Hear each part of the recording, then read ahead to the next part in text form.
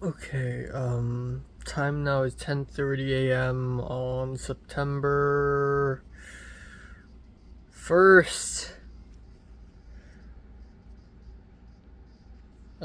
Give it up for September. Woo! Yeah, I slept from 3:40-ish to 10:15. I woke up randomly at 7:40, by the way. Yeah, once again, not a lot of sleep, which really sucks. I really like sleeping, so yeah. It's a slight improvement from 4:20 a.m., but I still need to break the 3 a.m. curse. So yeah, that was tough. Um, yeah, that is tough. Um, I don't know. Um, yeah.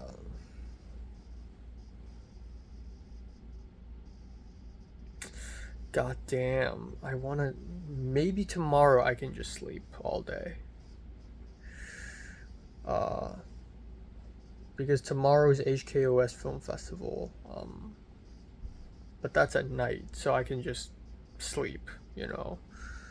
I don't really need to do anything, I think. Yeah.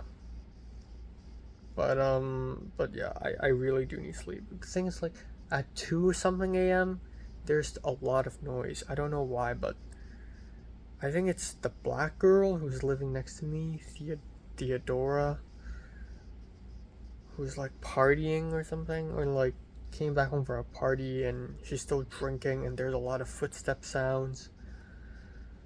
But yeah, it's crazy because like when I went to bed, the AC isn't even that cold, and now the AC is freaking cold as fuck.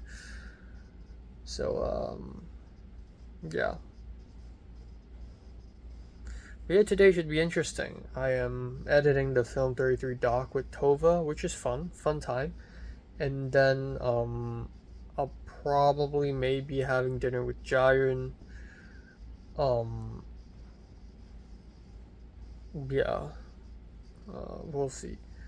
I don't know. Again, I'm like a little bit of a pendulum swing. Like one night I'm thinking Jaren's not gonna like me because I'm not as accomplished, as successful, and Jaren only likes successful people. On the other hand, I remember all these small moments like Jaren calling me cute and uh, all that. Honestly, I don't think even Jaren herself knows what she thinks. Maybe she's also banking on having dinner with me, hanging out with me, talking to me to further figure out how she feels about me, you know? But I'm slow. Like, I figure out my feelings for people very, very slowly. But yeah, I really hope I get to see her. This would make our official first meetup since Hong Kong, even though we did see each other very briefly during the IMAX class. And we do call each other, and I love that we call each other, you know. Like during Leslie, I don't even call Leslie. Like, I don't even call Leslie. Aside from that crazy phone call where we quote unquote broke up. But I love that I call Jayun. She would randomly call me, and I would randomly call her. I think that's really nice.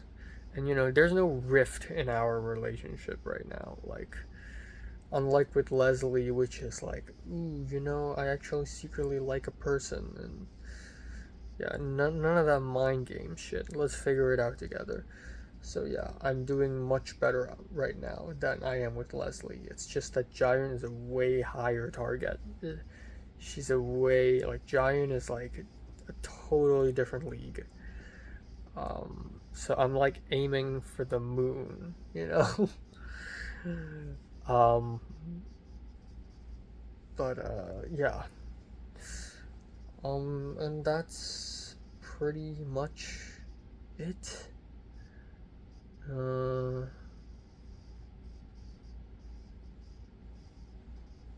Yeah, that's pretty much it.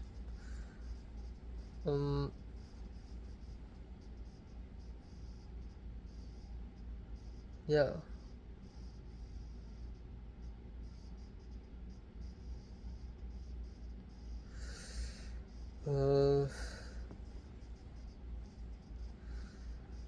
Yeah. Okay, let's see if this bad bitch is open. The gate is.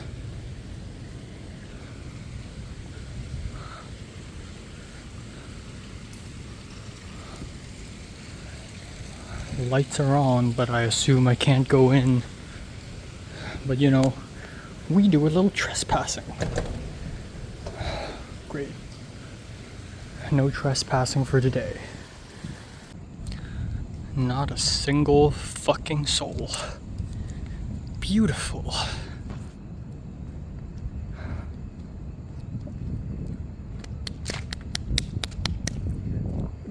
Whew.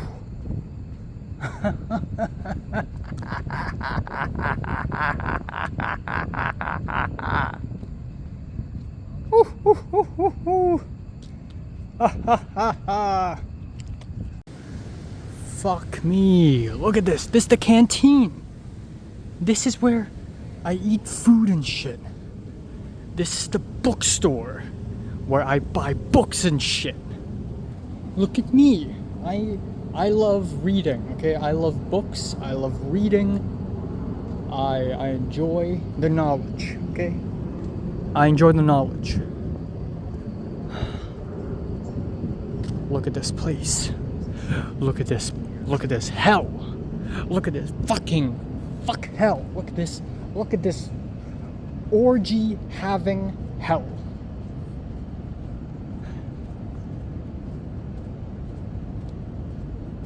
What are you talking about, huh?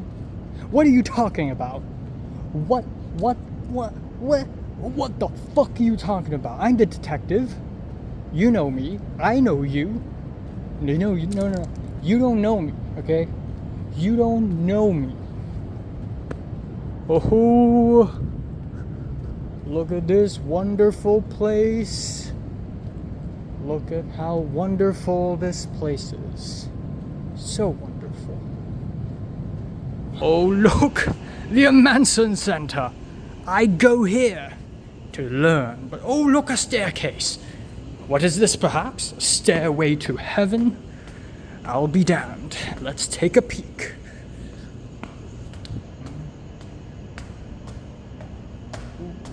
Bright lights. Maybe I could trespass this door. Such a shame. Such a goddamn shame. Is there fresh water in here? Yes, but not fresh. Probably water infused with 1,000 dead bodies. Off we go. Wow, Monster energy drink. You know who else is a monster? You know who the fuck else is a monster? Whee! Jingle bell, jingle bell, jingle, jingle bell. Wow. Look at this wonderful establishment.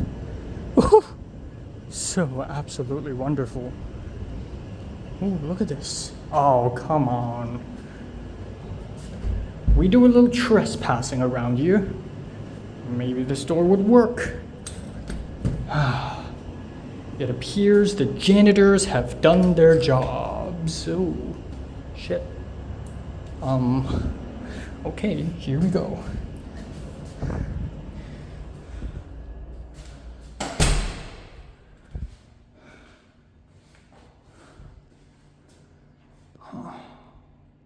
Splendid. Splendid indeed.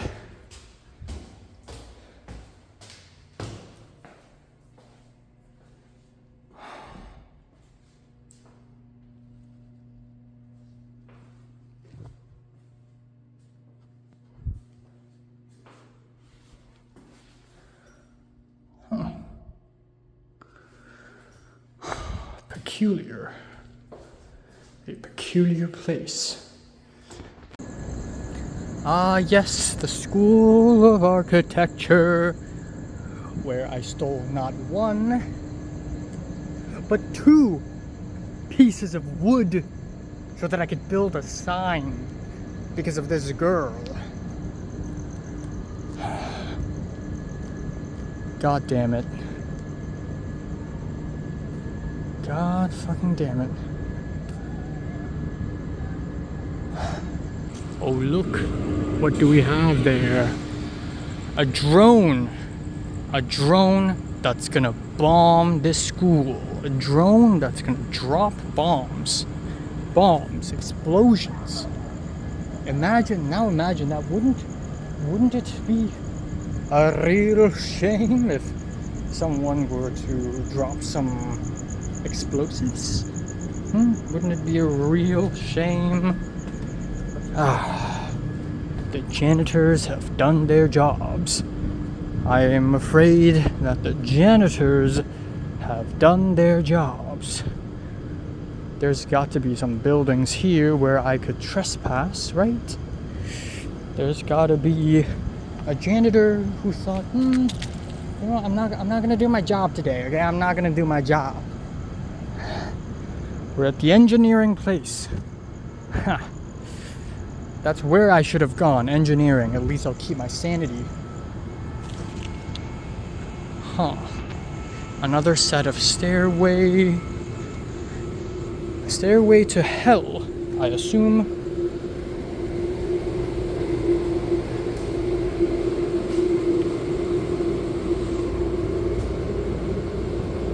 Up, oh well. Too bad. Too fucking bad. Oh, look, what do we have here? My favorite alumni! No way, bro! It's John! Where are you running? Where are you going? You're my favorite alumni, bro! You're my favorite alumni! Don't go! What are you gonna do? Fall into the hole? Oh shit, come on, man. You got talent. You got potential. Why the fuck would you go into a hole like that? You stupid fuck.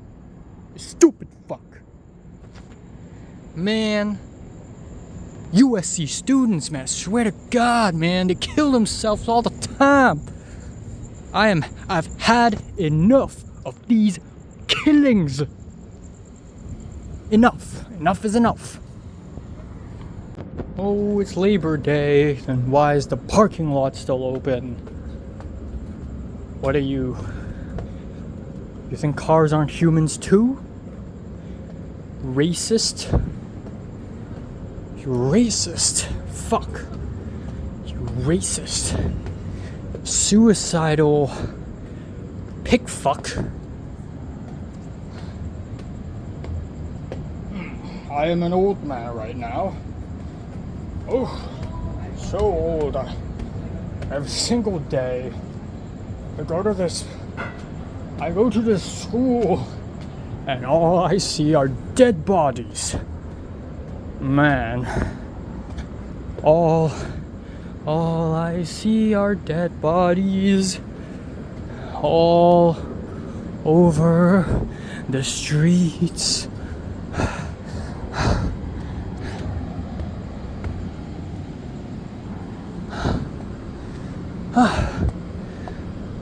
Man, what if I jump down here? That would not be so ideal. Oh, fuck. There's a group of gangsters over there, as per usual, because USC is nothing but a bunch of gangs. Jesus Christ, why is there a spider on me? Okay, shut the fuck up, man. Oh, there goes that gang. I thought they were gonna come and kill me, bro. Damn. I must have been a bit paranoid. I thought people were gonna come and kill me. If you're gonna come kill me, why don't you do it now? Take out your knives. Take out the machetes. Take out your pistols. Take out your sulfuric acid vials and your biochemical weapons and, you know.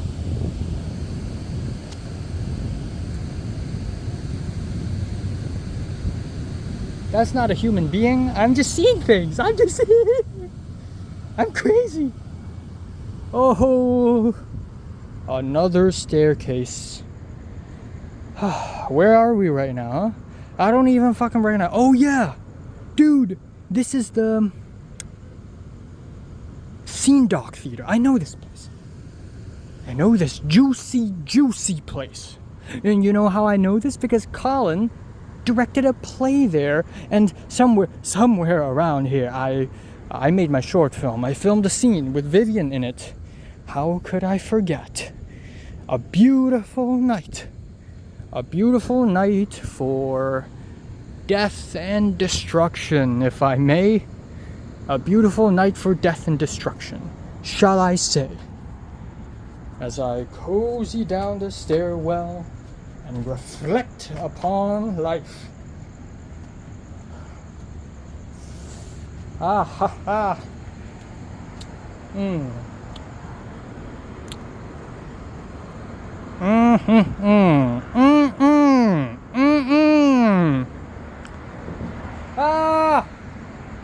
Ah! Yeah, I'm the detective! Oh, a car heard me. I heard you too! I love you! I love you! I love you! I love you! Ah! Ah! Ah!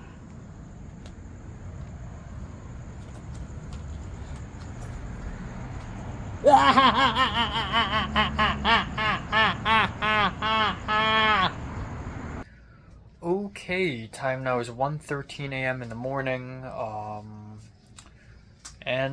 Yeah, September is off to a grim start. Wow, what a grim fucking start. Just wow. I don't even know where to start. So first of all, today, I basically did nothing. After I woke up, I was like, oh, today's gonna be interesting because I'm gonna be seeing Tova and editing, and then I'm seeing Jayun. None of that happened because it's Labor Day, and Labor Day is like the equivalent of like a typhoon number 8 or something. It's equivalent to a black rainstorm or something because I basically cannot go outside. So I woke up at 10:15, and around 10:30 I was still on my bed just scrolling through my phone, procrastinating, and Tova called me, and I was like, oh, okay. And Tova called me, and she's like, hey, what's going on? I'm about to hop onto the train, but I just realized today is Labor Day. Are you sure the school would be open? And I'm like, oh yeah, I mean, I'm pretty sure the school is always open for some reason, so it should be open. And she's like, oh. And then I was like, okay, well, I'll call and I'll let you know. So I went out, and I brushed my teeth and everything, and then Tova, fuck a software update. And then Tova texted me saying, oh my god, it's so cold, the AC. Tova texted me saying, yeah, I just called, apparently the school is closed, so let's do tomorrow. And I'm like, sure. So yeah, so I went back to sleep, but I was already in like house clothes, room clothes, and I can't immediately go to bed like this unless I take a shower. So I went to the bathroom and took a shower and went back to bed at 12 and then woke up naturally at 2 p.m. So if I can't wake up naturally tomorrow, might as well do it today, because today is going to be one of the few holidays I have anyways. And then, yeah. And then so I went back to bed, and then I woke up at 2 p.m. and then Tova was like, yeah, you know, we could actually meet on Discord at around 3 or 4, and I'm like, sure. So I woke up, I had cereal, I ate some rice, I ate light because I expected to eat a lot, or not a lot, but I expected to go outside and eat dinner with Jayun tonight, right? And the dinner would probably be 7 p.m. ish. So 3 p.m., 4 p.m., I had breakfast and lunch, and just very small. But lunch was basically left over from dinner 2 days ago at St. Gabriel, which is a lot of rice and only a little pork. Um, but yeah, I I yeah. Oh my god. Speaking of Jayun, I then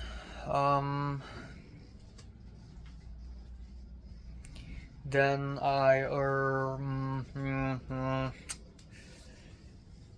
yeah. So at around 4:30, I actually had a quick Discord call with Tova, about an hour long, just talking about the Film 33 doc. But there really isn't much we can do. And yeah, it's still good to have someone to talk to. I don't know why. It's strange that in my previous community college, which I have studied for only 1.5 years, I have more trusted friends than I have in USC, which I've studied for also 1.5 years. Like, I can't think of, aside from maybe Glenn or maybe Justin T, like, I don't really have anyone now. Like, Rachel's gone, Equo is gone, and I just, and I can't think of, I can't imagine a reality where I'm close with the APCA people, even though the closest group of people to me right now is probably the APCA people, like the Wu brothers and Ethan Kwan. But, oh my god, it's so cold. Why is it so fucking cold? Okay, hold on, I'm gonna check. Yeah, so, where was I? Right. Had a Discord call, and then around 5 p.m., that's when Jayun texted me. Talking about weapons, because I saw weapons yesterday, and I told her, like, so is dinner still on? And I hate to be the guy who brings it up. I wish it's her who's bringing it up. And she's like, oh, well, I just came back from a pool party and now I'm grabbing a bite with my friend Charlotte. I'll let you know. And I'm like, sure. And then I was like, so when are you free? And she's like, 8 p.m. And I was like,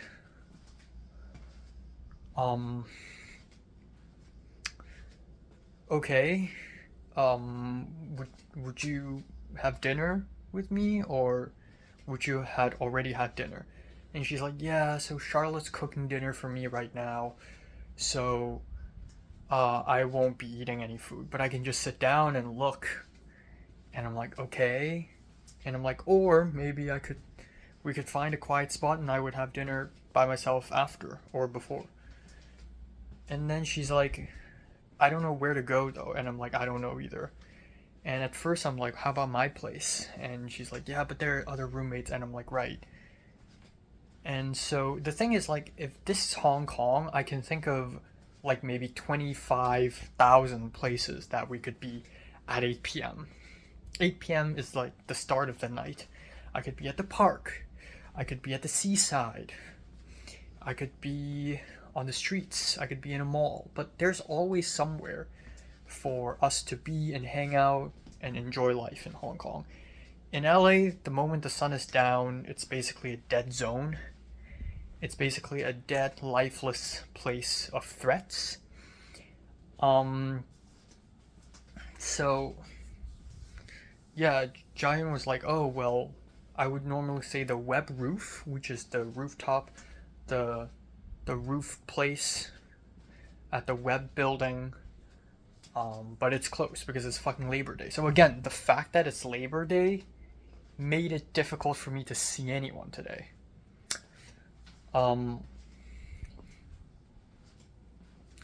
So I don't know. So she just said, you know what, low key, how about let's just meet on another day? And I was like, sure. Like, before she even said that, I already had the feeling that she's gonna say that. it's been a week since I've been back, and I know it's only a week, but it's been a week out of 16 weeks. I don't have a lot of time. I don't have a lot of time. And I still can't see her. It's almost like she's avoiding me. I'm sure she's not avoiding me. We had a good hangout in Hong Kong. I can tell she enjoyed it. It may not have been the greatest hangout because we only ate food and then she had to leave, but it was nice. We hugged and she talked to me afterwards, which means the hangout we did didn't ruin anything, right?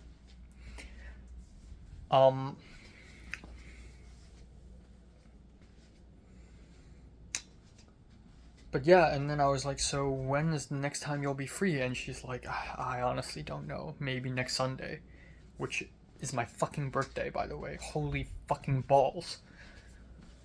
I don't want to turn 23.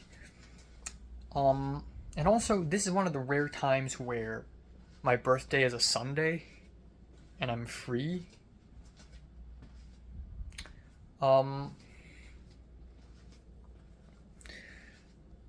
So yeah, I want to have a good birthday, even though birthdays don't matter. But I want to do something, you know. But yeah, seeing Jiren on my birthday would be really nice. But I'm a little frustrated is all that I can't see her tonight. And again, it's just Jiren just went to a party, and then some people are cooking for her again. What is she? She's like a queen or something. Like, people, men and women, boys and girls, are howling over her to serve her food. I was like, why do you have so many chefs? And she's like, well, I just like having dinner parties with friends, which is crazy. I've never had a dinner party with a friend. What do you mean? You just like get together and cook food? I hang out with friends, but we don't even have dinner parties. We just talk. And yeah, well, to be fair, the last few times I went to Cliff's place, there was also dinner involved. I guess that counts, but you know, it's just what is going on, you know.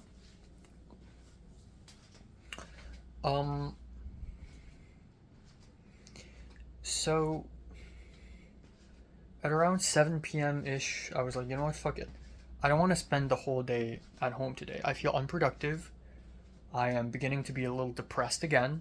I need to leave. So I'm like, you know what, fuck it. I'm gonna go to the gym. I'm gonna hit the gym. If there is extra time, instead of just sulking at home, I need to be productive. So I took a lift, went to the gym, and had a quick gym session from, I think, around 8:15 to 9. And it was very, very simple. I did push for the chest, and I did bench press again, and then I did running. That's it, really fast.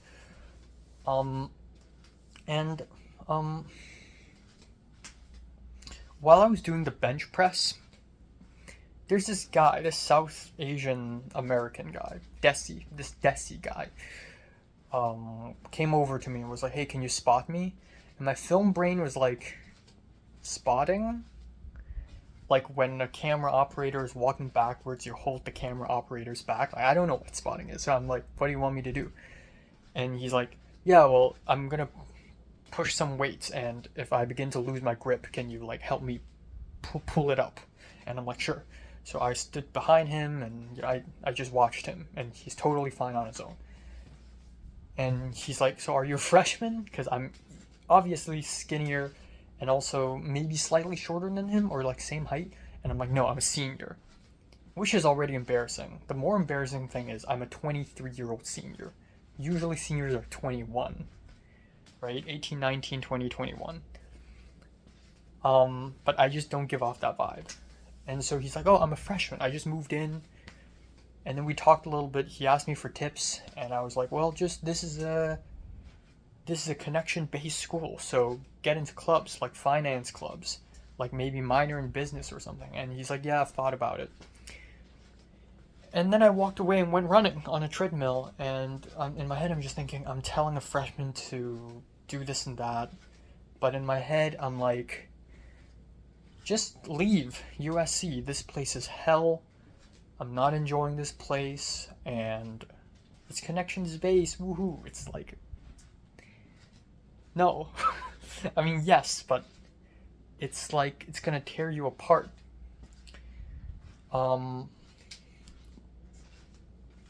Yeah, around that time, or like maybe a bit later, I'm starting thinking about going to therapy again. Like, even though right now I'm not at my emotionally worst, but there will be a time where I will enter like um a low point.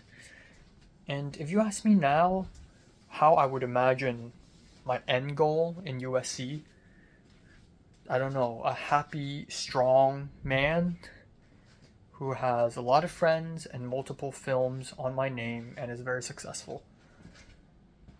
And I'm just trying to work towards that goal, but I feel like that's the wrong goal. I don't really see myself becoming that person. And I feel like only in therapy will I be able to figure out what I want to be and how to be happy. Because right now, my definition of happiness, as much as I like to admit it or not, is being successful and being surrounded by friends, which is also Jiayun's definition of happiness, and also Jiayun's doing a horrifyingly better job than me. So horrifying. So after gym, I was like, this is because Jiayun has these safe spaces. Like Jiayun's like, oh, my safe spot is like the rooftop of this tower, and I'm like, I'm even jealous about that. I'm like, how could you have a safe space and you've only studied here for a year? I've studied here for a year and a half, and I'm not that cool. So eventually, I just walked around the USC campus. I went to Trousdale Parkway, the main road, and I started going around, and I started talking to myself, singing, shouting, which is probably why my voice is kind of crisp right now. Whenever I shout, I end up with a crisp voice, which is good. And I started just talking to myself, and I'm having a blast, even though it's totally pointless. I went up parking structure, which is near Parkside, right beside gerontology, and I went up to the rooftop there, and it's quite nice. The campus today is really empty, really cold, really dark, and this is the campus I love, just devoiding of people, just bleak nothingness, because it represents my heart, I went to the rooftop, and there's a gang of boys and girls, and I can't even see their faces. They're very far away. I can only see their silhouettes, and they're coming towards me, and I start walking naturally, like, okay, they're awkward, but sure, and they're following me, and I got scared. I got genuinely a bit, like, paranoid. I was like, whoa, are they coming to kill me? Like, are they gonna gang up on me or something? But they didn't. They just went downstairs another way. And so that was weird. And then I took a picture and I went back down, and that's it. And I took a free lift back home. I took a shower. I had steak. And then I talked more to Jiayun, and Jiayun's asking me questions about 290 and whether I have an SD card, and I'm like, no. And then Jiayun said she's talking to her mom, and her mom is proud that she has a job. And I'm like, you have a job? What? And she's like, yeah, it's a post-production front desk job, and I'm working like 15 hours and I'm getting paid 17 an hour. Oh, she's not real. I'm sorry, but she's not a real person. She's not real. She's not real. As if she isn't insanely aggressive enough with her 480 applications and internships and jobs and being head of writing in APCA. Now she has a job, and not just, well, yeah, I had a job last year, but my job was 4 hours a week. Her job is like 10 hours a week. So she's also getting paid at the same time. Several thoughts. First of all, holy shit, she's all in. Like, she's completely 100% all in. Like, she's fighting this war full force. And again, I hate this comparison, but she's 3 years younger than me, and she's already all in with the internships and jobs and having tons of connections, people cooking her food, people pitching her projects. She's already all in. But on top of that, I feel like an idiot again. Because I remember receiving that email and even Jiayun mentioning it to me all the way back in mid-August, telling me about this post-production job. And for some reason, I did not take a look at that because I thought I don't need it. I have ALI. But when I received the email that I'm losing my ALI job last week, I didn't immediately actively go out and start job hunting again. I procrastinated. Why the fuck did I do that? I see things and I'm like, oh yeah, I could have done that. And now I feel bad because I just keep making these mistakes. It's funny because before I head to the gym, I actually texted Harmony, who is a worker at ALI, just texting her, asking her for help, like crying for help because I need money. I was like, hey, so ALI with the budget cuts, blah, blah, blah. And she told me I could try the cultural events, the USC cultural events, and I could also email this other person, which is helpful. Great. And she responded in a couple hours. But like, Giant's already 19 steps ahead of the game. She just got a job and she just applied to a bunch of internships. She's not real. And she's even worse than Ariel, because when I met Ariel, I guess Ariel is like this really enterprising, like upbeat, applying for everything, like making a bajillion connections kind of girl. And Jiayun now is even worse. Like Jiayun's, or even better. Like Jiayun's even crazier. And I think to a certain degree, you already have classes. You're planning to do 480. You're the writer of 480. You're in a club as head of writing. And you're applying for a job. And you got the job. And you're applying for internships at the same time. You've lost your humanity. Like, you're not going to have time for anything. And she still has like 19,000 friends to hang out with. Like, that's horrifying, right? That is absolutely horrifying of a person.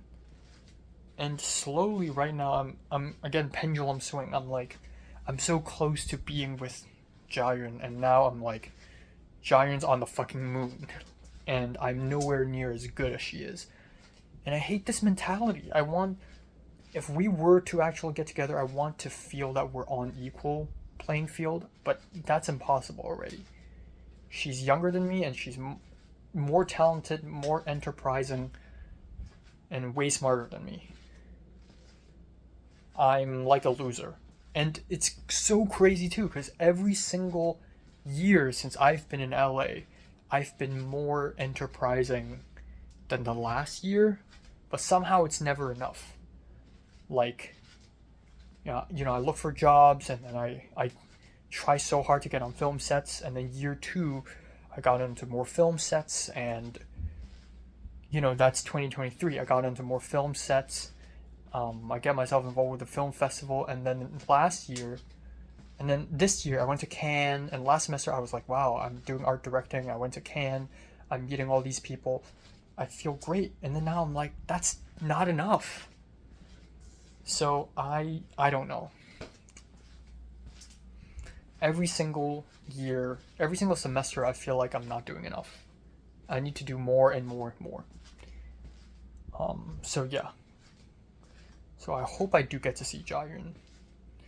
Maybe, even if not next Sunday, hopefully before Sunday. Like, I don't know, run into her or something. She's impossible, man. She's impossible. And again, if she's so busy, maybe she just has no time dedicated for anything else, like me. So, I don't know. And it's the second time she's put off seeing me. Again, she did see me in Hong Kong, and I think that's beautiful. I think that's sweet. But I think it's like the second time she's put off seeing me. So yeah. Yeah. So anyways, after I got home, I cooked the food, I cooked the steak and everything, and the whole time while I was eating, I'm just applying for jobs. I emailed the post-production office in USC. The deadline is late August. I'm way past the fucking deadline. Like 5 days past or something. But I emailed the guy anyways, begging for help, because I remember year one, like 2022, when I wrote emails, it's like, ooh, scary. But now writing emails is like the daily. It's like, if I can write an email begging for help, I'll write it, because they either don't read my email, which is fine, or they read it and they see that I need help, which is also fine. So either way, writing emails and calling people and texting people is like the only thing I can do. Like, reaching out for help is like the only thing I can do to survive. It's the one tool in my toolbox and in everyone's toolbox that they can do, is to literally write and cry for help. So I wrote to this guy and cried for help, and hopefully I get a response ASAP. And then I applied for a bunch of positions for the library. I emailed the ALI, the woman who hired me. Hopefully get some responses. I even applied to the cultural events thing. But jobs are more important than internships. Again, internships are for shits and giggles, because I don't really need it for OPT or O1. But jobs are important because I need money. And my family's financially burdened. But yeah, Jiayun, and then school starts again tomorrow. Even though I don't really have classes, but you know. So, yeah.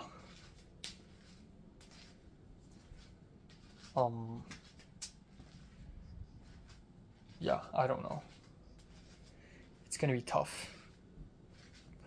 Jiayun is a monster, like, and again, I hate this mentality, but she is not even a human being. Like, not even.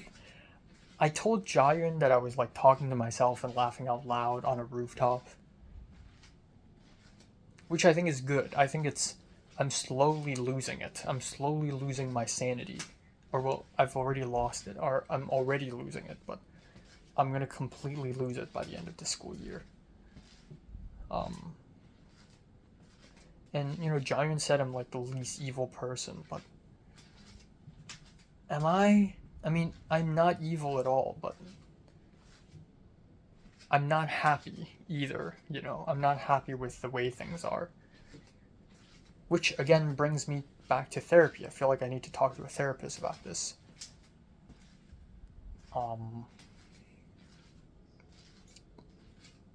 But yeah, anyways. Jobs.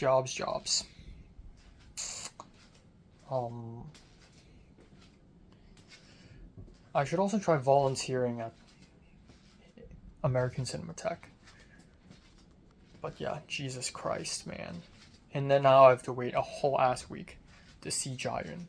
Last time I could see her was the IMAX class, and that was nice, but we just exchanged a couple glances. She's impossible. She is actually impossible. So yeah, not feeling great at all. Not feeling great at all.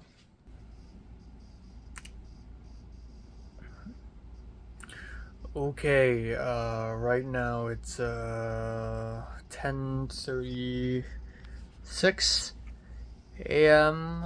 on September 2nd.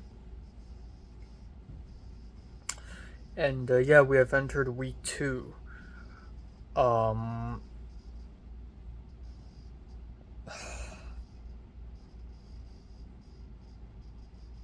Yeah, slept from 3:50 to 10:30. So again, I can't fucking break the curse. I really wish I could go to bed earlier. I didn't even fall asleep immediately. Actually, at 3:50, I like waited on my bed for like I don't know how long, maybe 20 minutes. But yeah. Today should be fun. I'm editing Film 33 doc with Tova, and then at night I have the HKOS Film Festival where I present my short film. Um, and even though today seems fun, I just the disappointment I had yesterday is just I don't know, I still feel fucking bad. I still feel very terrible. Just applying for jobs and you know just me not being popular and successful enough. Again, maybe that's what happens when I'm like when I put myself side by side with someone like Jayun. Um, but I think I'm just having these really negative thoughts, and yesterday I actually looked up like therapists, like mental health services, and I almost booked an appointment. I think there will come a time where I will actually need to see a therapist. Um, but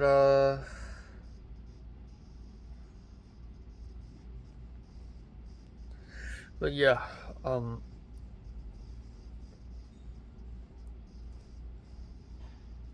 I hope I feel better in time. I don't like how last week and yesterday it's every single day feels like a fucking battle, like, oh, I'm going to fight this battle. And even last semester a lot of it was like, I'm so close, I'm fighting this battle, I'm fighting for this, fighting for that. I hate that my whole life is just fighting, it's just so um I'm fighting for this girl. I'm fighting to get this position. I hate that. I just wish there was a better way for me to live and, you know, enjoy life. Yeah. So yeah, there's that. I hope I see Jayun, man. I can't believe I'm not seeing her until a whole week later. But like, I feel like being closer is a bad idea, though. I feel like she's just too powerful of a person, and I'm just gonna be so stupid when I'm with her.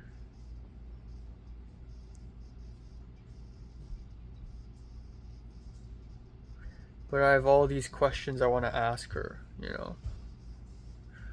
Let's see what happens. Maybe next Sunday we'll meet, and if we do meet next Sunday and we have like dinner and I get to have a good talk with her, I think that would be a great birthday gift. I'm not even gonna lie. Um, so yeah.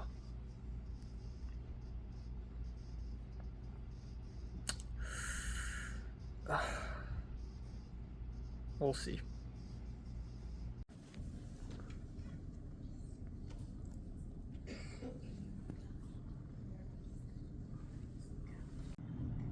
我知，叫阿莊。Hello 阿張，終於有機會訪問佢。我一直都唔明點解佢最後寫嗰本小説要咁憂愁。Oh, come on. Oh, fuck. Great, okay.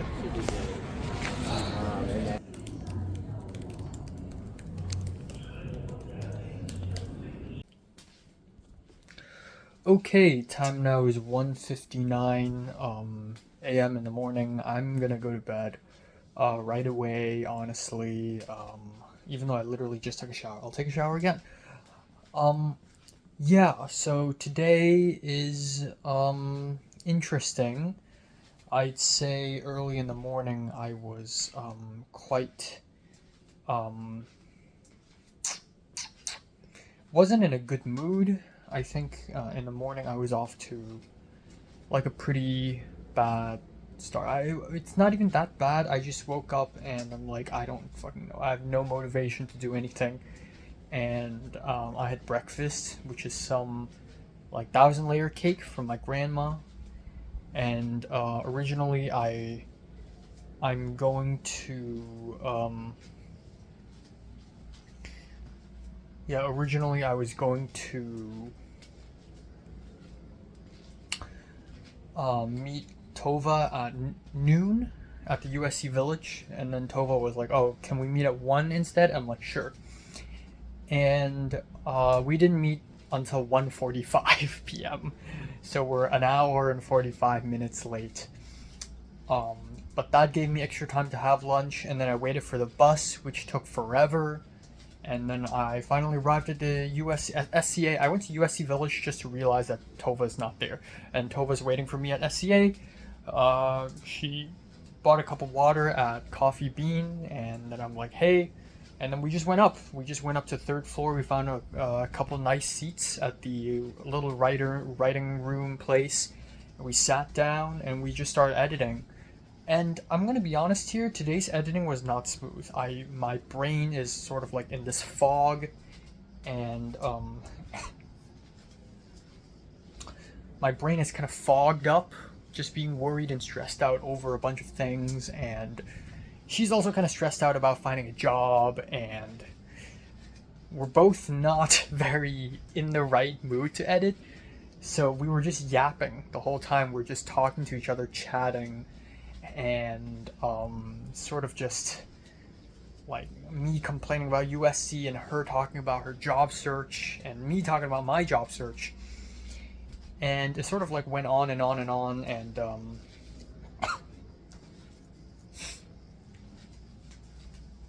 yeah. And like I would play the clip, and then we would like stop and we would just chat and just catch up. I think this is more of a friends hangout than like an editing session. But yeah, and then we were at the third floor, and for some reason we were facing this room, and people were walking in and out of the room constantly. It's really weird. And then Reese Zemeckis came out of the room, and he saw me and he recognized me, which is great. I thought you forgot about me. He saw me and he waved, and I'm like, you know who that is? And Toph was like, I didn't even see him. And I was like, that's Robert Zemeckis' son. And she's like, this school's not real. And then I saw Michaela Ash and C. Jira walking in and out of those rooms just constantly over the course of like 4 hours. They were just walking in and out and in and out and in and out. And I'm like, is this like 480? But like, I don't see other people. Like, I don't see Jia Young or whatever. Like, it's probably like 480 for like directors and producers. But they just keep going in and out and in and out. And I'm like, what? What is going on? But yeah, they like Michaela and Sijira, they all like waved at me, so that was like nice. But yeah, we were just not in the mood to edit. And what's terrible is I think last night I emailed the post-production office guy in SCA. I sent him my application. I sent him my resume, even though I was already past the deadline for application. But I I really desperately wanted the job. And he was rather rude. He responded back today saying, "Hi Enoch, the application was due last Tuesday. It's over. Thanks. Name." So, wow. Thanks, not even a sincerely, not even a best, not even wish you good luck. That's rude. I know I'm late and stuff, but Jesus Christ, I sent you a nice email. At least send me a nice reply. Like, Jesus, I saw that email and my day was ruined. Like I couldn't even continue to edit. That's the thing, like when you're down, when you're emotionally at a bad place, one bad thing is gonna hurt extra hard. So I was really hurt by that reply, and I kind of freaked out. Not freaked out, like I didn't cry or anything, but I was just like, I'm bummed out by it. And I would edit a little bit, and then I would think about the job, and yeah, that really sucked. And so at around like maybe 4:50ish, I went downstairs and I went to operations office, and on the elevator I met Jacob the Chinese boy. And then I went downstairs to the operations office, and I asked Tova to come with me, which is really awkward. Tova's not even an SCA. And I saw Cheyenne and 3 other people in that room, and I was just like asking about job applications, and Cheyenne's like, hey. And yeah, it's really weird because Cheyenne's this crazy edgy girl. So yeah, anyways, I got the job application. It's awkward because they're like, well, the application's already over, but you can still try to apply. We'll keep your resume. We'll let you know if anything comes up, but you know, it's already over. Everything's over. So I felt kind of bad. Also, it's so funny because when I edited with Tova, we talked a lot about Ava, and I really kind of wanted to run into Ava with Tova. That would be hilarious. So the moment we did that, we took an elevator downstairs, walked out of SCA lobby, and the first person we saw was Ava. Ava's back was turned against us. She's just blonde, and I was like, you know, it could be any blonde. She turns around, and it's her, and she didn't say a word. And Tova immediately turned back, and Tova was like, "Wah!" And I was like, yeah, I told you, this school is not real. This school is not real. But yeah, that was fun and all, but and then I walked Tova to the train station, and then I sort of walked back to the USC Village, where I bought kava for dinner. At that point, it was like maybe 5-ish p.m. Yeah, 5:15-ish, 5:20. And if I take a bus back home, immediately change my clothes, and rush back out, I can make it to school at around 6:45 p.m. for the 7 p.m. screening of my short film and the other feature film. So, yeah. So, I was walking with Tova, and I just complained to her, and I hate doing this, but like, I'm freaked out, I'm stressed, and every single day I'm inching closer to wanting to see a therapist. I literally told Tova this. I was like scared to tell her for some reason, even though I really trust Tova. Tova's like in my top 10 most trusted person, not gonna lie. I just told Tova, like, I want to see a therapist. And Tova's like, I'm sure it'll be alright, I'm sure it'll be over. And Tova's getting like job interview chances, like job interview opportunities, and I'm just like, damn. So yeah.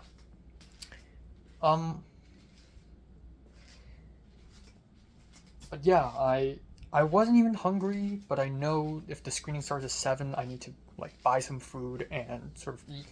And I don't even have time, so I bought kava, I hopped onto a bus, and I went back home and immediately changed my clothes. There's like a piece of hair coming out of my left nostril, and it's bugged me the whole day. So I like used a pair of scissors and cut it off. And then, yeah. And then I changed my clothes, and I went out, and I waited for the bus. And Kay called me twice, asking me where I am. Please come fast, please come quick. The screening's about to start. And at that point it was like 6:30, and I'm like, I'm waiting for the bus, I'm coming. And I had a new version of the short film with like a changed ending music, and I sent it to Kay, and Kay's like, no, everything's already said last week, too late. And I'm like, okay. I'm already not in a good mood, but okay, sure.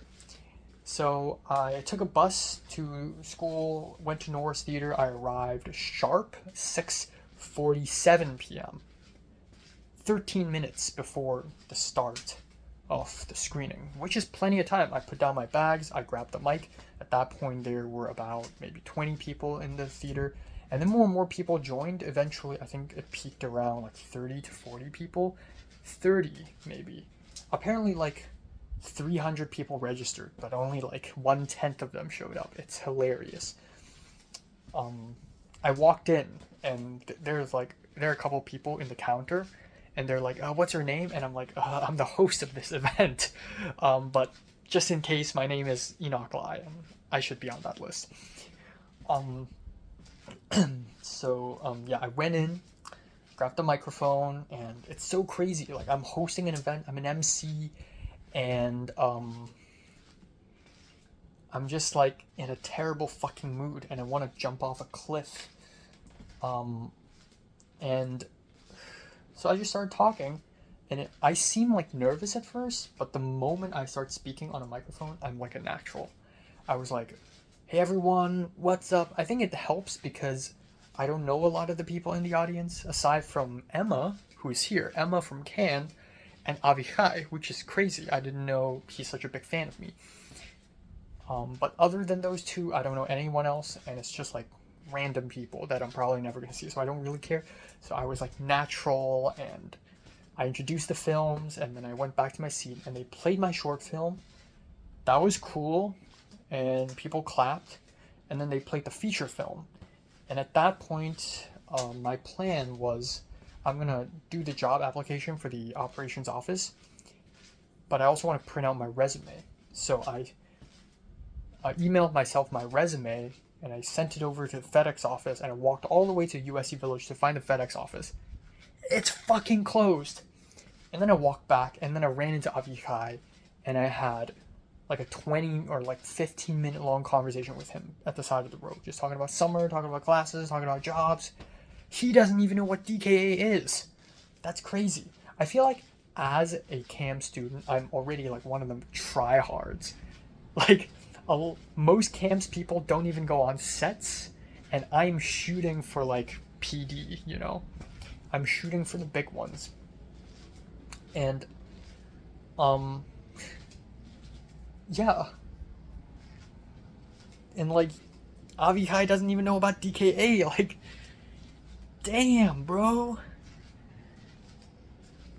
I feel like I have massive inferiority complex, and part of it is because I'm in CAMS, and that makes me feel like a beggar.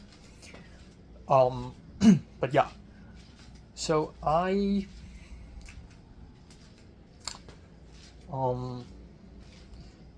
walked back to Norris Theater, and I had my dinner. I thought about walking all the way to the library to print out stuff, but at the end I'm like, screw it, I'll just do it tomorrow. And I had my dinner. Yeah, my kava. And I sat beside Nathan, who is one of the volunteers, and we actually talked a lot. And I never expected this. Like, I've known him, like, I've seen him since, like, a long time ago for the HKOS stuff. But it's today when we really, really talked, just the two of us. And turns out he's a really nice guy. And turns out so I started like telling him my situation and like what's going on, and we also talked a lot about HKOS and how it started, and how apparently there's a big argument between Kay and Hong, which I'm not surprised about, and how like it's getting worse and worse every year. And I'm like, I agree, HKOS is not at a very good place right now. The thing is, Kay wants HKOS to feel professional, so it's only going to screen a bunch of films at a very specific time. But I disagree. We're desperate. We're poor. I think if we screen films once in a while, it's good. Whatever works, okay? Another thing is, Nathan kind of complains that HKOS doesn't really know its demographic. It's kind of schizophrenic. Like, it's not, is it doing an Asian American, like Asian pride thing? Is it doing like a Hong Kong political thing, like only screening political films? Or is it trying to do a Hong Kong nostalgia thing, like screening 80s and 90s films? Because they're all mutually exclusive. And it's three very different demographics, right?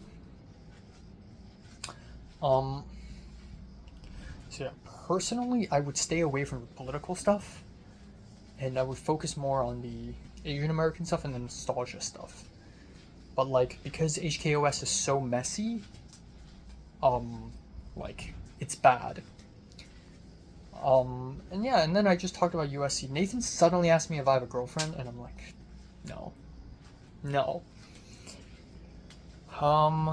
But yeah. So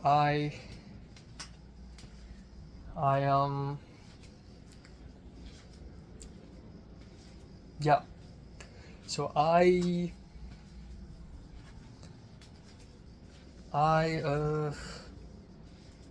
talked about my situation and how stressed I am, and you just can't help it when you're really stressed, when you're really mentally in a rut. You just can't help but tell everyone how you feel, because that's like I'm just crying for help.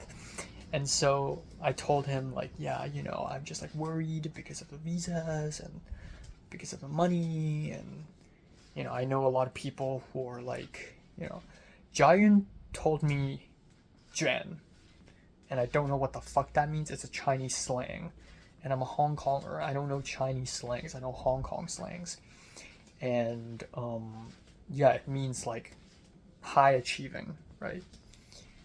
But Nathan gives a pretty good anecdote, and that is, yeah, whatever works for you, because if you try really, really hard to do something, like to get a job, get projects, internships, it's like you're just gonna burn yourself out, and at the end of the day, that other person's probably richer and probably has access to people that you can't, and so it's not even a fair comparison to begin with. He asked me, what is that person having that you don't have? And I'm like, money, people. And he's like, yeah, well, it's not even a fair comparison then, because like you're a transfer student. And I'm like, yes, Jiayun came like half a semester after me, and I can make the case that Jiayun is way more like high achieving than me, but at the same time, I'm in CAMS, which means I'm bound to not be able to meet as many people anyways. Second of all, I'm not that rich, so there's no way I would have been able to pull off like Rush. So, as long as I'm in whatever situation I'm in, I try hard. If I've tried my best, that's it. And Nathan has this like blood platelet issue, and he's like, don't stress yourself out, otherwise you'll become like me. So yeah, we talked and it was nice, and I thought about like going back into the theater and watching the rest of the film. I was only there for the first 10 minutes and the last 10 minutes. And I just talked to a bunch of other people, like Emma showed up and Emma left, and I'm so glad I caught her leaving. And then I and Emma had a conversation, and once again, I talked about my current situation, and Emma likes my short film. Emma said the eating part, me shoving food in my mouth, reminded her of Spirited Away. And then I also talked about finding jobs, and she's like, oh, you read my mind. Because apparently Emma recently just got rejected from a job, and she's applying to TA jobs, and she's also not getting it, which is tough because I'm thinking of being a TA too.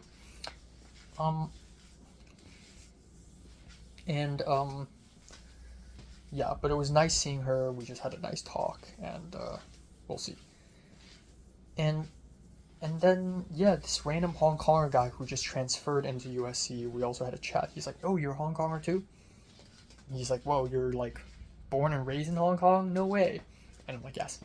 And then this other girl who works for the Daily Trojan is like waiting outside the theater, waiting for me to be interviewed. And she's like, oh, it could wait.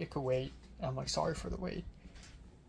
So yeah, at the end of the film screening of my Hong Kong Diaries, there were still like maybe 30 people in the theater. After the end credits, first of all, no one clapped. And then after the end credits, tons of people started leaving, and the whole theater had like maybe 15 people left or less. And so I did the Q&A, and I'm like really free. I'm like really casual because like there's like 15 people here. So I'm just like asking questions, and I open up to the audience, and there were several audience members eager to ask questions and express their thoughts and feelings, which is great. Jonathan's here too, which is crazy. So yeah, I talked to Jonathan a little bit, but yeah. Screening ends, and a girl came up to me and asked me about the interpretation of my short film, and I'm like, the other Hong Kong guy whom I just met, he's also like, I don't really get it, like, seems a little vague for me, and I'm like, it's fine. It's like art stuff, you know. And then the girl was similar, but the girl was more like interested in like my interpretation of it and like what's my process like. And I explained a little bit. But yeah, like a Chinese girl, but she's perfect English. And then afterwards, this really old white dude with a mask came up to me, kind of creepy. I'm sorry. And then this other Chinese guy was talking to me. So like lots of people talking to me, and Jonathan's waiting for me, and a bunch of other people. Like Hong was here for a little bit, but Hong missed my film. But then I was like, I'm sorry, I need to talk to the reporter. So this woman talked to me for 5 minutes and interviewed me, pretty basic questions. And I thought, I'm getting interviewed by the Daily Trojan. Maybe I should say something outlandish. So I decided to like talk about how I think SCA should be more artistic. So yeah, little sneak diss. Hopefully this catches wind. And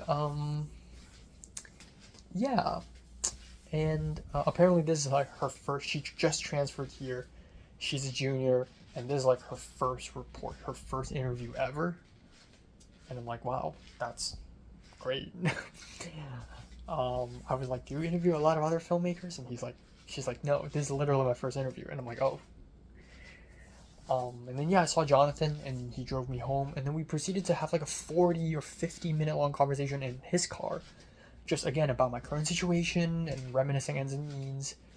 And I realized that I've never told him about Leslie. So I finally revealed it, because it's been 2 whole years. I was like, oh, by the way, 2 years ago, I had a massive crush on Leslie. And he's like, oh, didn't know that. But yeah, I can see that, but I couldn't tell. So yeah, that was crazy. And throughout the whole day, Jiayun did not say a single thing to me. And until 20 minutes ago, the moment I picked up the phone, she started speaking to me. And she's like, oh yeah, I'm late because I'm hanging out with my friends, Owen's place. She's always surrounded by these men. Like, Jesus. So yeah, I don't know. I think talking to people today with Tova, Jonathan, Emma, Nathan has helped me feel less stress. I still want to seek a therapist. I still think, okay, if talking helps, then having someone who's a professional listener would really, really help, you know? So even though I feel better now, I'm still gonna seek a therapist. And probably within this week. I'm fucking serious. I need it. Second of all, as far as jobs go, I'm going to submit my physical application for the operations office. Zero hope, however. But I guess my last few chances, my last few opportunities would be to email Sandrine, because she works at industry relations, maybe there's something there. Email Alex Ago, who's responsible for projecting films.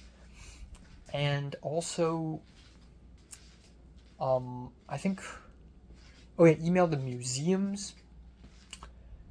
And then I think that's all the cards left.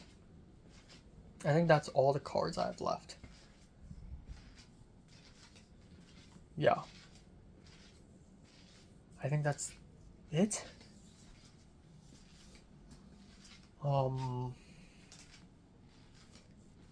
Yeah. But hopefully Sandrine can help me. I'm not just gonna go to Cannes and then pretended that I didn't go. Like, something good has to come out of it, you know? And then, Jiayun, I don't know. A good chunk of the day, Jiayun's not talking to me, and I thought maybe I said something wrong. And then I'm like, bro, why am I having these thoughts? It's like Leslie again. Whenever Leslie doesn't talk to me, I'm always like, oh, I said something wrong. But like, that's not often the case, because maybe John's just busy, and obviously she's busy. So, Jiayun finally spoke to me, and that's nice. That's a relief. But the thing is, I think right now, if I look at the situation objectively, I don't have enough clout. So if we do meet this Sunday, which I still do want to meet her, I'm gonna advance, but I'm not gonna reveal it all. I just want to build trust between us. But the thing is, because I don't have enough clout, like, it's more of a timing thing right now. I think Giant's still at kind of a chaotic phase right now where they're taking care of Rush, she's applying to things, job, blah blah blah blah blah blah. I feel like on the set of Starman, where I get to talk to people more, probably around that time I can start advancing in a much more personal way. But it's a timing thing, I think, and yeah, I think the mentality that, oh, the next time I see her might be the last time is good, but only to an extent. Like, I'm gonna try to have a great time with her, call her more. That's crazy, by the way. Mary, I can't even look at her in the eye. Can't even say hi. Leslie, never really called her, but we talk a lot. Jiren, I'm gonna call. And then, yeah, hopefully if I get to speak to her this Sunday, that would be great. That would be the perfect birthday gift. I think even though, like, Jiren isn't, like, the tip-top coolest person ever, and I think I'm too old to have that mentality. Like, oh, she's, like, the coolest person ever. Like, if I don't have her, I'll die, which is what happened with Mary and Leslie. I think this is the most affectionate I can get towards a person. I don't think my aromantic ass will ever like a person more. I think this is the extent of it, so might as well enjoy. Also, she came to Hong Kong. I have to make it something. She can't just come to Hong Kong and then we part ways and forget about each other. I have to, seize the opportunity. Yeah, I guess my final thought today was, while I was waiting for the bus, I was suddenly, like, overcome with a beautiful scene idea of Jiren whispering into a boy's head ears, and instead of hearing her whisper, it's a thunder cracking. It cuts to thunder cracking from the sky.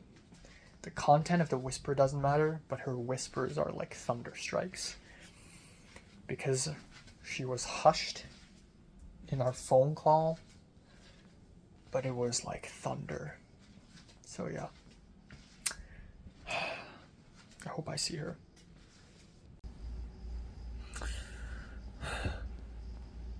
Okay, time now is 8:34 a.m. on September 3rd. Yeah, I slept from 3:50 to 8:30, which is 4 hours and 45 minutes. Yeah, that's so bad. 4 hours and 40 minutes. Yeah, again, I don't know why I can't escape the 3:50 a.m. curse. I'm just constantly sleeping at 3:50 a.m. I really want to go to bed at just 2 a.m. tonight. Please. So I'm gonna try.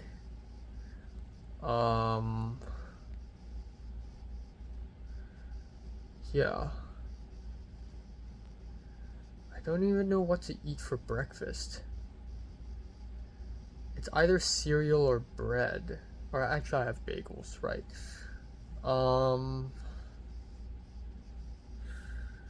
Yeah, I'm just so fucking tired, and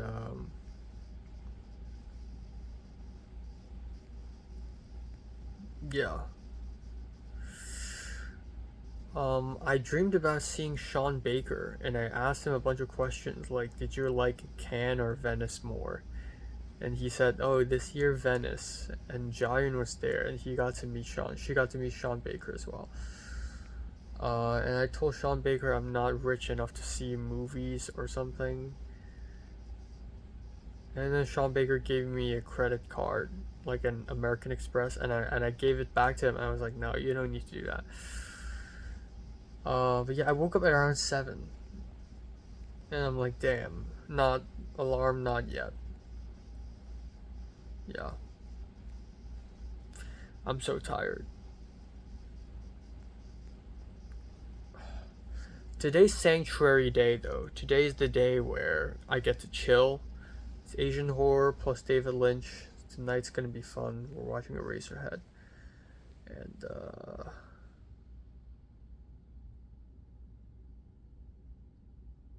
yeah, yeah. But yeah, I'm so tired. Fuck, I don't want to fall asleep.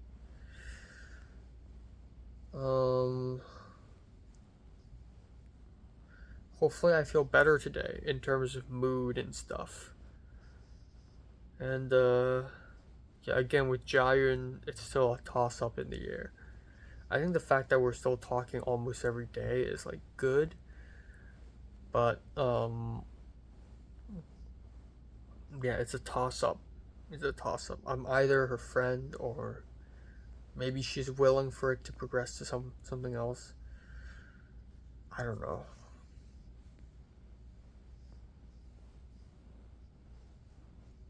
Yeah. But I think it's good for me to surround myself with very high achieving people because they're usually super talented and resourceful, but it makes me feel like shit. But I need to know how to distance myself from them in terms of that, you know. Yeah. Yeah, that's it. I'm gonna go back to bed maybe. I don't know.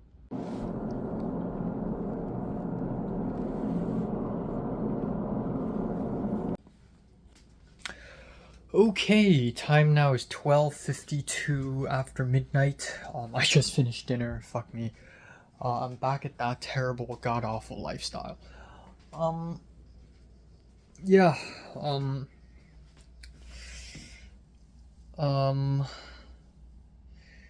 Yeah.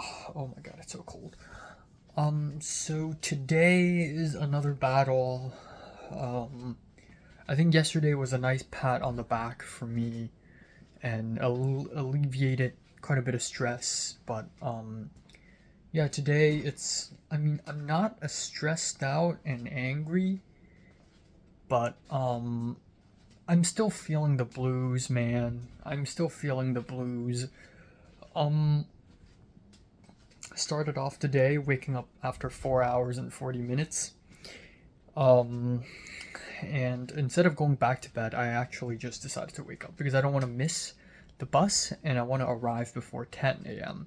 So I arrived to class, to Asian Horror. I sat down alone and enjoyed the class. I saw Andrew Wu, and Andrew Wu sat with me. We watched Ju-on, which I thought was meh.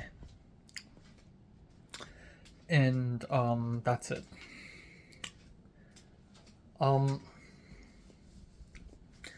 During the break, I wanted to either chat up Jiayang or Audrey the Asian girl because they're both, like, speaking to them also benefit me, especially Jiayang, who is obviously one of the big boys, you know, one of the big boys in SCA right now. And unfortunately I didn't do that during break. I was just talking to Andrew Wu and, you know. And then after the class, I was like, I gotta talk to Jiayang. I thought he left, and I'm like, no, he's still here. Okay, gotta go out. So I and Andrew Wu left, and I saw Jiayang, and I was like, hey, Jiayang. And he's like in a hurry. He didn't even look at me. I think he looked at me for like half a second. I was like, hey, Jiayang. And he just walked past me. He's like, hey, and he walked past me. And I was like, the DP for Starman, right? See you on set. And he's like, yep. And then he just zoomed away on a scooter. He doesn't even care about me. I'm nothing but a lowly worm, you know? I'm not even the most famous CAMS major. That's Matt Chan. Yeah. I don't think he looks down on me. He's probably actually in a hurry, but I can't help but feel that vibe, you know? But meanwhile, during the class and during some of the lecture, when I was sitting with Andrew Wu, you know, I'm more like, I talk to him more, and I'm actually like not even listening to lecture. I'm just writing my script during class, and I'm starting to write Violence, which is formerly known as Seeing is Believing. And the interesting thing about Violence is that it's sort of like this love story, but like a doomed love story, as doomed as possible, because a guy and a girl loves each other and they can't even see each other, and they have extreme yearning for each other, but they will never see each other. And for some reason at this point, I started thinking about the girl, who is Louise Vigée-Lebrun, who is a Parisian painter in the late 18th century, a real person, but I can't help but project Jia-yun onto her. They're both kind of rich, but also high achieving people. They're very talented at a very young age, and Jia-yun doesn't have a stepdad, but it's very fitting for someone like Jia-yun that Louise Elizabeth Vigée-Lebrun has a stepdad, and her stepdad hates her. So I was just brainstorming ways to open off the film, and I was like, why not open with a dream sequence? Because I think it's essential that the only way the two main characters talk to each other is through dreams. And I was immediately reminded of my dream with Jia-yun back in January. And, you know, we were in Paris, and the streets were empty, and we're walking, and I just looked at the dream, and I'm like, oh my god, it hit so hard. And then I left, and again, I couldn't speak to Jia-young. Audrey was gone, and I don't know what to do. And then I just talked to Andrew Wu and Cole. We talked a little bit. Yeah, Cole Kim from 290, so we had a little reunion there. And then we walked and talked, and then it's just me and Cole, and then I was just gonna go home. And as we arrived at the crossroad, at the pedestrian, what is it, the road crossing, the crossing, between the east corner of SCA and the village, or not even the village, just like to the gate. I was talking to Cole, and, you know, facing to my left is just SCA, and I saw a girl walking up to me, or like walking towards my direction.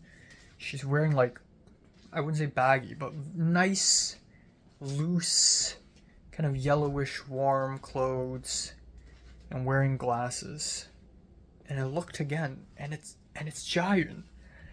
And I was looking kind of like despondent, a little downtrodden.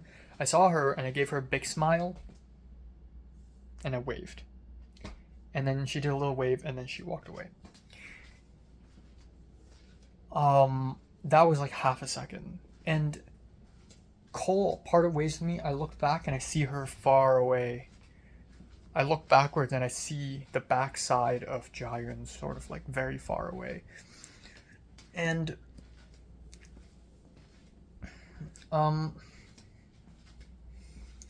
yeah. And I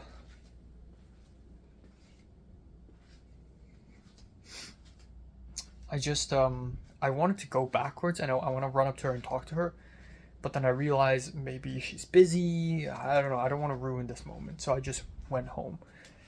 And after I went home, I spent half an hour walking around my room, like right now. Holy fuck. I think it's official, man. I think I like her.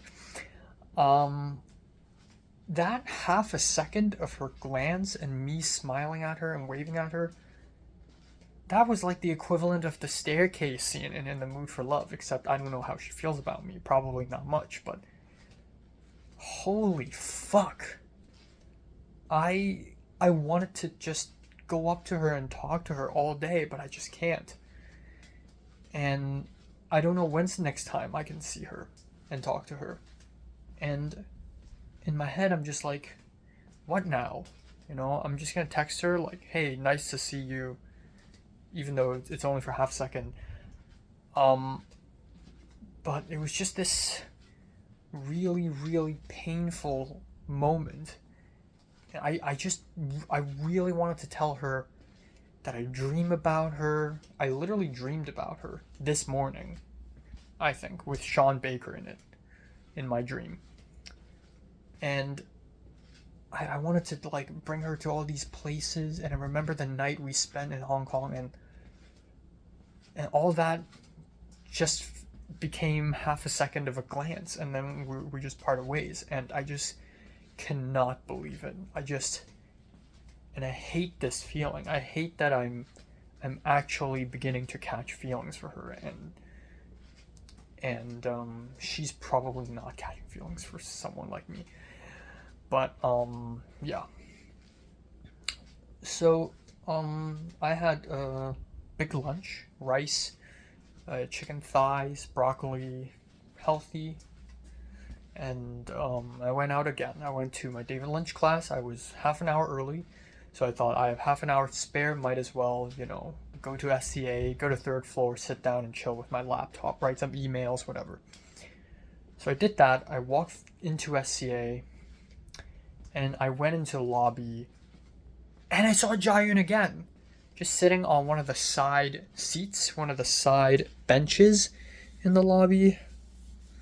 I saw Jaeyoon again, but this time she ain't alone. She's sitting with a white guy, and Jaeyoon looks really like serious, like she's like talking, and I waved at her again, and she waved back. And then I went up to the third floor, and I ran into Maria, this Colombian girl, who's also Jaeyoon's friend, of course. And then I immediately went back down, and I sat on this little couch area outside the back exit of the lobby. I can't see Jaeyoon. I don't know where she is. But the whole time I'm just like, fuck, that felt bitter. I'm sorry, but who is this white boy? And again, Jaeyoon really surrounds herself with a bunch of these white men, or just like boys in general, and girls too. But she surrounds herself with all these guys. And even though it was just like a small moment, it felt bitter. Like I hate that I don't trust her fully, but I just can't help it. I'm just like, who is this white kid? And I really wanted to go out again and see her and talk to her and have a laugh with her. I went out, I think it's the same white guy, walk past me and left the building.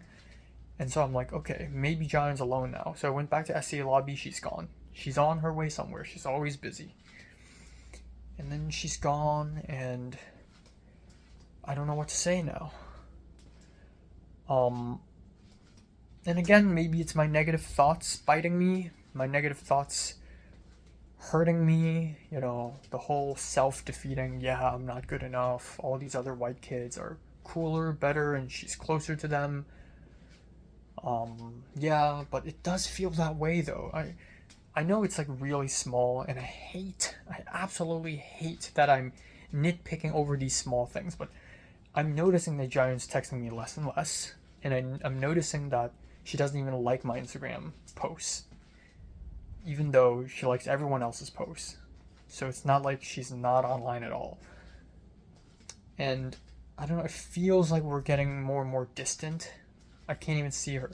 Literally, even though I do text her, even though I have called her a couple times since I've been back, even though I saw her exactly 3 times, I encountered her 3 times after I returned to LA in round 6 so far. We've never actually seen each other in person and then talked to each other in here. That has never happened. That has not happened yet. And I don't know. I just felt very defeated, and yeah, and I hate that, because now that I've caught feelings for her, if this ends up really bad, like Leslie levels of bad, then the next 2 months, 3 months ish, is gonna be hell for me, and the next 2-3 months are key. I need to be on set, and I need to, like, this is my last year. I'm expecting myself to have fun in my last year. But the worst thing is, after If Jiayun's gone, then I don't know how many years I would have to wait until I find another one, and I would have been like 25 or 26 by then. Then I might as well never ever have a relationship in my life. I might as well don't. But again, maybe it's my negative thoughts. I don't know. As I really want to just go to the internet and ask for help, or like talk to a friend and ask for help, but the internet won't help me in this very specific situation. And I'm not going to tell anyone else about this if they know both me and her, because then that complicates everything. So yeah, I don't know, but that really stung. And yeah, anyways, I met Pao, the Spanish guy, and I talked to him. He's an MA right now, and he's a TA from a David Lynch class. And then I walked over to Norris Theater, and not a lot of people were there, and I just stood around. I wanted to go back to SCA and look for her. And then Pao shows up again. We talked a little bit more, and there's Lily, this Vietnamese American girl who was like, "Oh, who are you?" I'm like, "I'm Enoch." No, I haven't even said my name. I just told her we've met before, and she's like, "What? Wait, you're Enoch?" Yeah, because her roommate Audrey is also in my trio. Audrey, the white girl, was in my trio last semester in my 290. Anyways.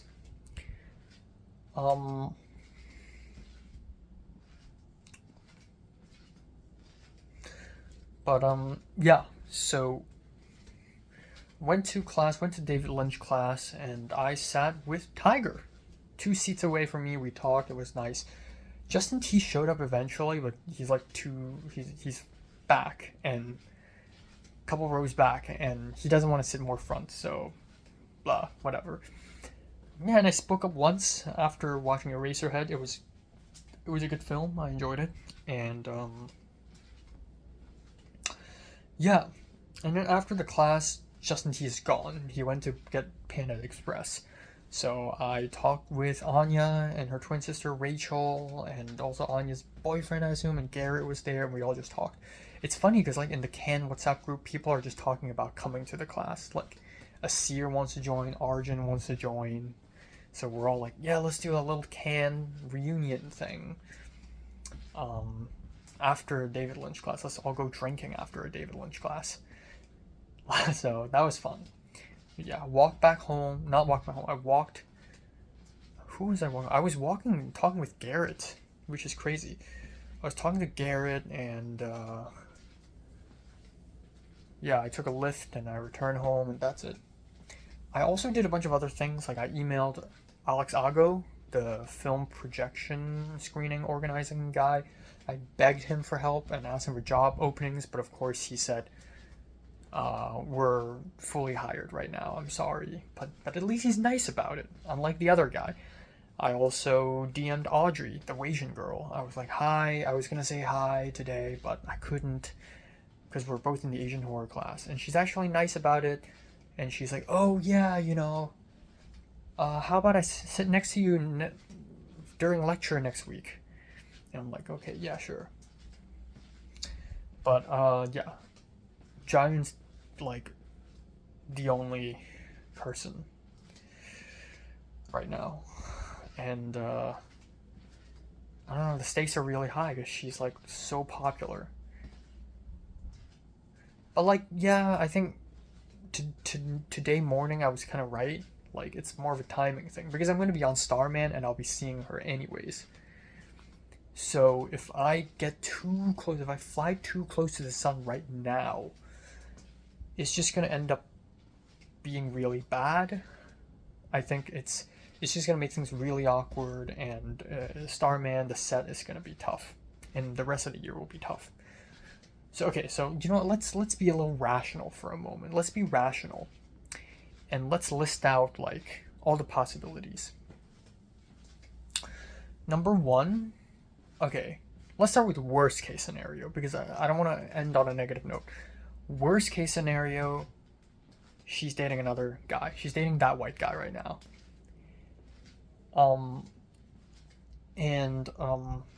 if that's the case, I would wish she would tell me as early as possible because it's suspenseful. I wish the pain would come earlier so that I could finish dealing with the pain faster. So if that's the case, I hope she tells me. And if I want her to tell me that, we need to hang out in person so that we can have an in-depth conversation without the burden of texting. Okay, that's one. And that's the worst case.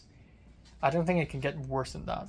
Like, if it gets worse than that, it would be she's dating a white guy, but she knows that I like her, and I make it weird. But then at that point, that's my fault if I make it weird. If she said, okay, well, I'm dating this white boy, this pasty white boy, fuck you. If I'm like, well, too bad, and I walk away, chilled, focused, that's, even though I'm hurting inside, I'm not gonna ruin things.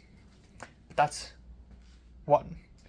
Case two, she likes the white guy, not dating yet. That's still very bad. Then I guess same as case one, it's like, well, there's nothing I can do. Okay, I think case three, that's when it's starting to get better, is that she actually has no intention of dating anyone, right? Zero intention. Then in that case, she would have to A, tell me that she has no intention right now. B, it's going to be a timing thing. I'm just going to go to set with her, wait it out, talk to her more, we'll see. That's 3. Case 4, she has the intention of dating, and in that case I would also want to wait it out. But either way, she needs to clarify what she's feeling, how she's feeling right now. It's so interesting though, because I remember back in Hong Kong, I think the last couple of weeks of Hong Kong, last week of Hong Kong, last 4 days, when Jiayun was like talking to me basically every day, I was like, if she really likes me, which she isn't, but if she really likes me, she would be a little awkward, right? Like, she wouldn't talk to me every day, right? Like, there would be a little tension, right? But right now, she's not talking to me as much, and now I'm like, well, I guess she doesn't like me? So, like, either way, I'm making it negative, which is bad, which is why I need to go see a therapist. But I don't know. I really don't know. Again, I think this kind of like tug of war, kind of mental game thing, it all comes from a lack of trust that we have for each other. I think she's also noticing that I'm beating around the bush a little bit, so I really sincerely hope we meet each other and talk. And again, it's better than Leslie. It's better this time, because with Leslie, I never hung out with her until after we had the argument. So the fact that I and Jiayun already hung out, even though it wasn't a date, but the fact that we already hung out and we still talk, that's already the most progress I've ever done. So let's not be negative. But the truth is, I'm still far from it, and I'm still full of fears. You know, she likes high achieving men. She likes high achievers, and I am very ambitious, but I wouldn't say I've done the best job. But I will do my best, but I'm gonna try.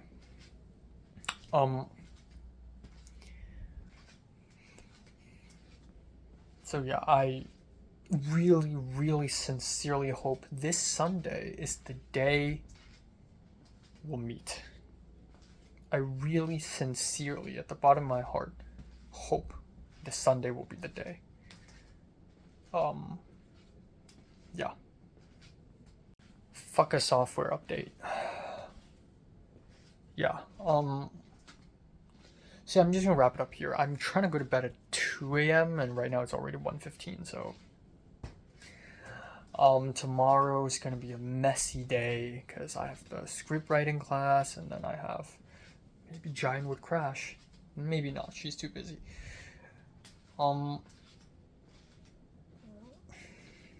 Yeah, I don't know. Things are going so well, though. Things are going so well. Like, she talks to me, she calls me.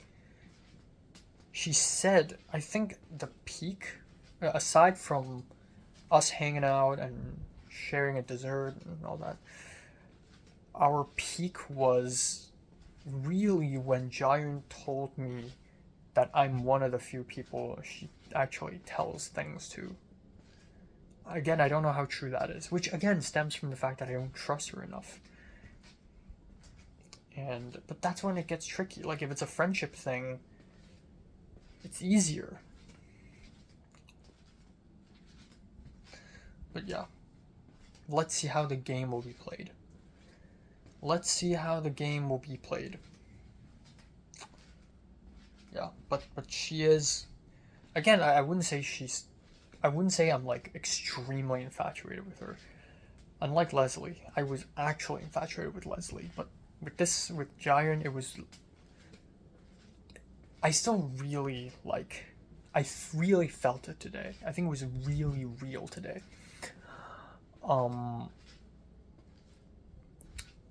But like, sometimes when she talks, she's like, oh my god, no way, bro, locked in, dude, I'm sorry. Like, those moments are like, but like, aside from that, the glance I gave her, the smile, that was just like, fuck, man, just kill me already, just stab me. So yeah, I don't know. Let's see how the next few days play out. I think, okay, the good thing is she kinda promised to see me. She's not dying to see me, but she kinda promised to see me this Sunday. So I think the truth will come out. But right now she's busy. Right now she's not texting me either, which is concerning.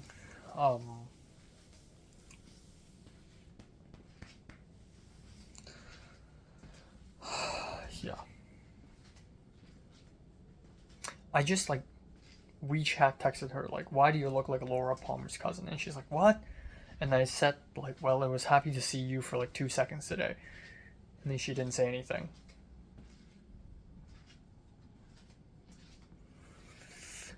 Yeah. Maybe she's just busy. I don't know. But my biggest fear is that the her I saw in Hong Kong is gone. Like, the moment we took a flight back to LA, everything's changed. She's not who she is, and I'm not who I am. You know, she's this high achieving, hot, popular girl again, and I'm like a lowly worm. In Hong Kong, we were on equal footing. She's an artist, I'm an artist, and we're sharing a moment. And here it's like the hierarchy is back, you know? Yeah, it's tough. It really is tough. Yeah, I don't know.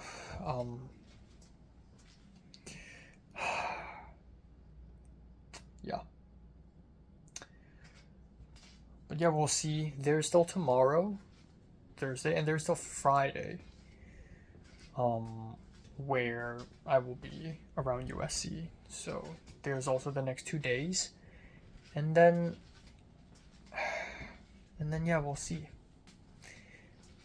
Low-key, I'm expecting John to tell me she's into the white guy. I think case 2 is really likely.